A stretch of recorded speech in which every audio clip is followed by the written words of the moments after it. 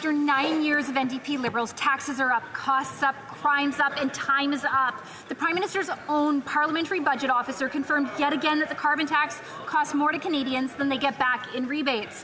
When the NDP Liberals quadruple the carbon tax, families in Alberta will pay nearly $2,000 more in carbon taxes. Will the NDP Liberals finally admit their tax is simply a scheme and call a carbon tax election? The Honourable Minister. Mr. Speaker, at the risk of correcting my honourable colleague from the other side, let me state very clearly, the PBO has indicated that 8 out of 10 Albertans get more money back from the Canada carbon rebate than they pay in carbon tax. And Mr. Speaker, it's just so not correct. Take the word of Premier Danielle Smith, who said that not only did she get more money back because she lives in rural Alberta, she even got the 20% top up. Sorry, my colleague, that's the fact.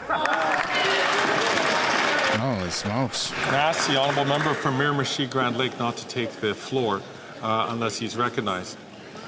The Honourable Member from Battlefords, Lloydminster.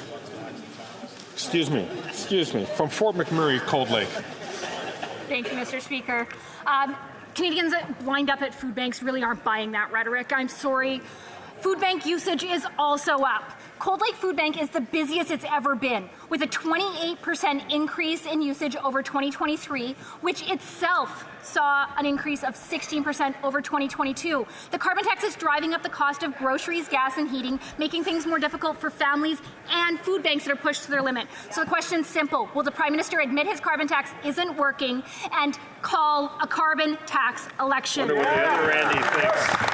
I wonder what the other Randy thinks. You guys hear that? Speaker, the numbers are in and the checks have already arrived. And in Alberta, a family of 4 gets $2,500 per year, which is more than they spend on the price on pollution, which is something the other side doesn't understand because, Mr. Speaker, they don't care if the planet burns. And, Mr. Speaker, let's go one step further. Why did that side vote against the Canada Child Benefit that gives $7,800 per kid in Alberta? Why did they vote against childcare?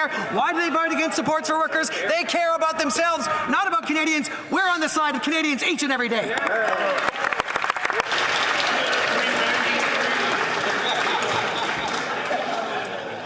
The Honourable Member from Regina Leuven. That much hot air to run a couple windmills, Mr. Speaker. Mr. Speaker, after 9 years of these Yeah, that was a good one. taxes are up, costs up, crime is up, and time is up. The parliamentary budget officer once again confirmed that Canadians pay much more and cost more than they get back in rebates.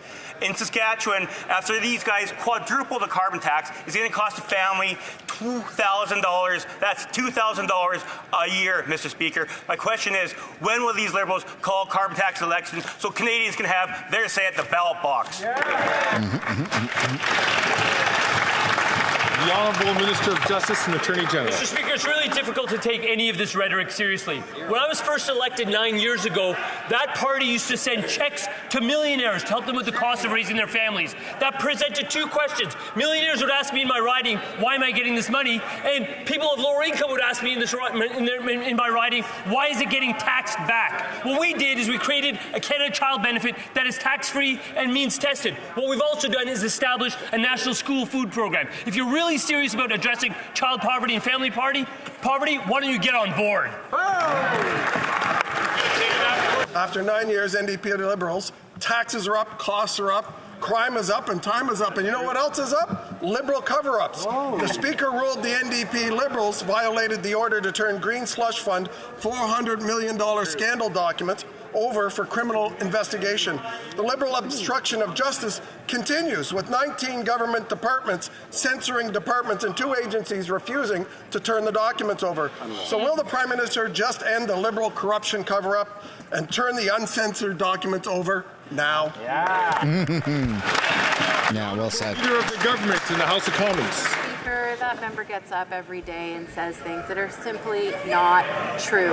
But what he won't answer, Mr. Speaker, is why his leader is refusing to get a security clearance. Mr. Speaker, that's the real question on every Canadian's mind right now. When we are facing a time when we have have to put country first, stand up for Canadians. The leader of the opposition is hiding something from Canadians.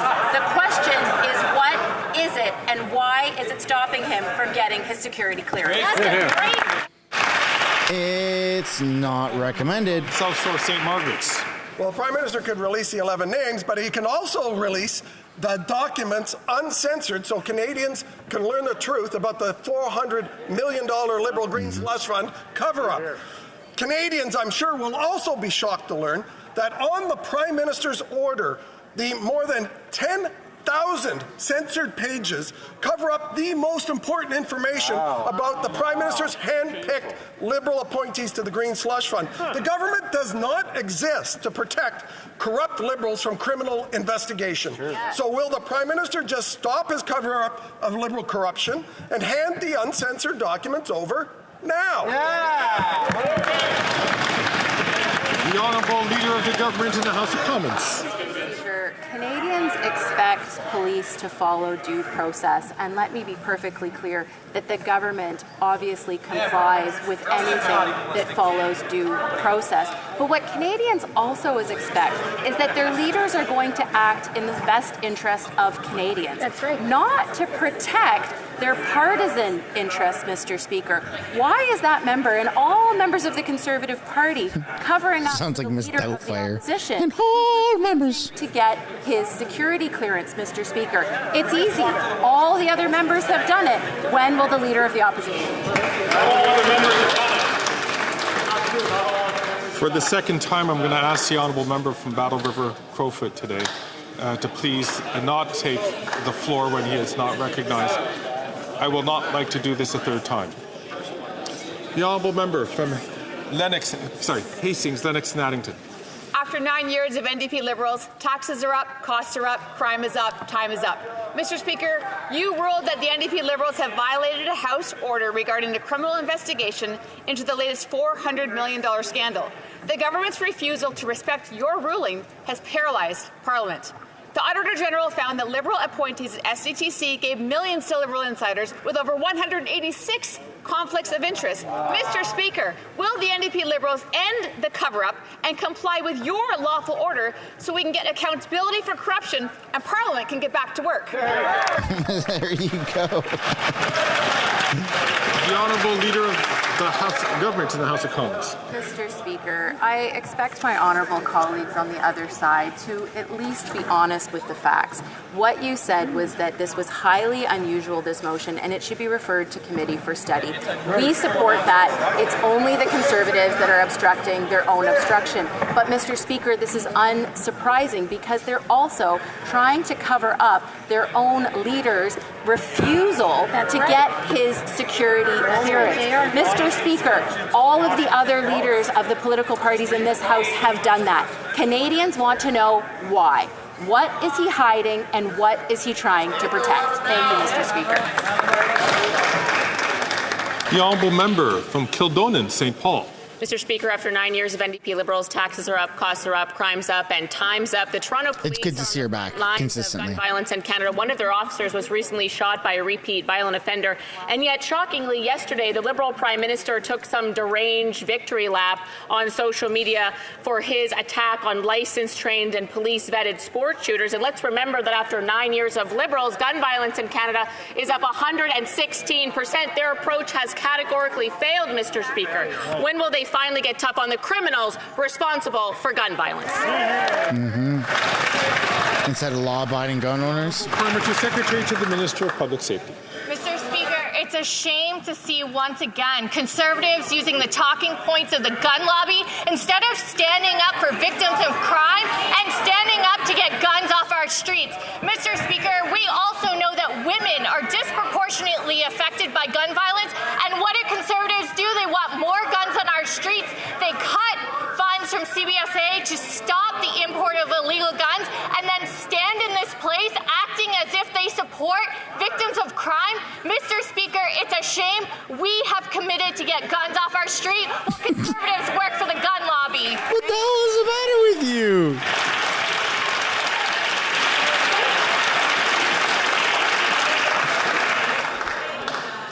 criminals are going to commit crime. In the words of the Toronto Police Association to this Liberal Prime Minister, quote, criminals did not get your message. Our communities are experiencing a 45% increase in shootings, a 62% increase in gun-related homicides compared to the last year. What difference does your handgun ban make when 85% of guns seized by our members can be sourced to the United States? Your statement is out of touch and offensive to victims of crime and police officers everywhere. Whatever you think you've done to improve community safety has not worked. When will the Liberals call an election so we can finally bring an end to the crime and chaos they created in our streets? Wow. Put some W's down in the chat for her. The Honourable Parliamentary Secretary to the Minister of Public Security. Mr. Speaker, once again, let's talk about conservative logic. They think putting more guns on our street is going to somehow keep our communities safer. We know that that doesn't work. Their cuts to CBSA to allow the import of illegal guns is something that we have had to clean up. Conservatives care only about the gun lobby and not about Canadians. Mr. Speaker, You are so dumb. You're going after law-abiding gun owners? You're going after law-abiding gun owners and you dare try and blame this on anything other than your wasteful spending? Having difficulty hearing the answer to this. Come on. And I'm going to, because it...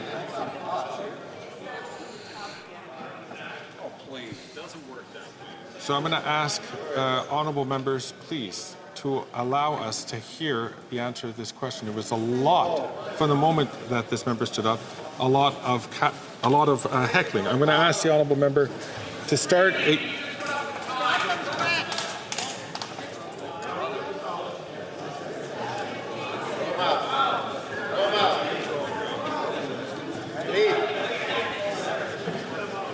The honourable member, honourable parliamentary secretary, can please start from the top. Mr. Speaker, it's interesting that every time I stand in this place and call out conservative hypocrisy around violence in our communities, they can't stand it. This is why they try to silence voices like mine who stand up for women in particular who are disproportionately affected by gun violence. Mr. Speaker, what conservatives believe is more guns on our street will somehow help keep our communities safe. But we know what keeps communities safe is getting these guns off our streets, investing in CBSA to protect our borders, while conservatives take their talking points from the gun lobby. Mr. Speaker, after 9 years of this Liberal NDP government, taxes are up, costs are up, corruption is up, and time is up. The Auditor General is finally investigating GC Strategies, who received $100 million from this government and $20 million for the Arrive scam scandal. But this is only one incident of Liberal insider corruption. The Green Slush Fund, McKinsey, Global Affairs Canada, Environment Canada. So just how much taxpayer money did the Prime Minister give fraudsters and scamsters? The Honourable Parliamentary Secretary to the Minister of Public Safety. Mr. Speaker, while conservatives play with theatrics, we're actually committed to ensuring that our procurement system is something that Canadians have trust in. This is anybody who has operated without following the rules and the laws should be held accountable. We've said that from the beginning. This is precisely why CBSA has already initiated a number of measures and recommendations and are working with the Auditor General to ensure that there is trust in our procurement system, Mr. Speaker. The honourable member from Carlton Trail, Eagle Creek. After 9 years of NTB Liberals, taxes are up, corruption is up, crime is up, time is up. Yesterday, the Auditor General announced that she will be investigating the $100 million in contracts awarded to GC Strategies by this Liberal government, a two-person IT company that did no IT work, but was paid $20 million for the Arrive scam app. It's been months since the Liberal minister promised to recover the money paid to GC Strategies. When will the Prime Minister get taxpayers their money back? Great question. The Honourable Parliamentary Secretary to the Minister of Public Security.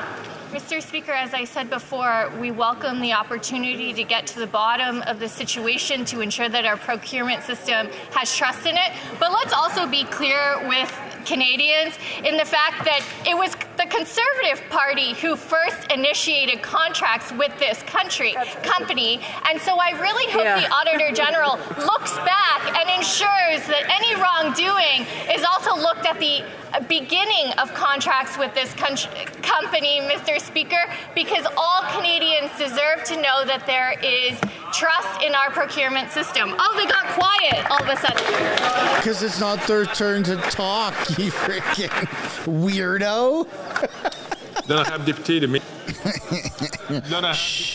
The Honourable Member for Louis Saint Laurent.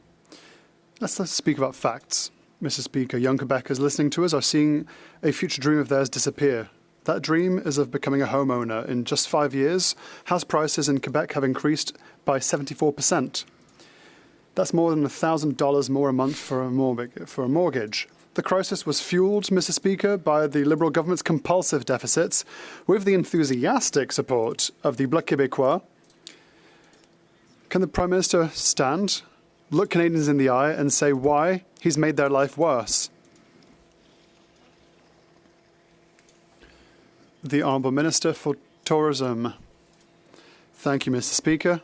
I would like to remind my honourable colleague that it's this government that created the first national housing strategy that built thousands of housing units throughout the country. Not only that, Mr. Speaker, we've also created a tax-free savings account. Do you know how many young people have signed up?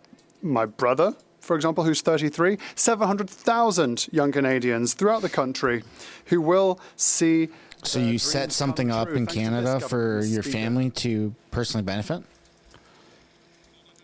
The Honourable Member for Louis Saint Laurent. Mr. Speaker, it's not the Conservatives that are saying this. The Real Estate Brokers Association have noted this. $400,000 average price in Quebec City, $460,000 in Gatineau on average, $590,000 on average in Montreal. Mr. Speaker, beyond the numbers, we see broken dreams and ambitions for young Quebecers under the leadership of this government. I invite the member for Papineau, Prime Minister, to rise today and explain to young Canadians and Quebecers why he's made things worse for them and why they can't even buy a house because of his leadership. The Honourable Minister for Public Works and Procurement. Thank you, Mr. Speaker. My colleague for Louis Saint Laurent, who I like very much, talks about ambitions and numbers. He should talk about the ambitions and the numbers of his Conservative leader. When he was Minister for Housing, during his entire mandate, throughout the country, built not one, not two, but hold on to your hats, 6 entire housing units, Mr. Speaker. He should talk about his Conservative leader when it comes to ambition, so that he could visit 160,000 units that we have built in his riding alone.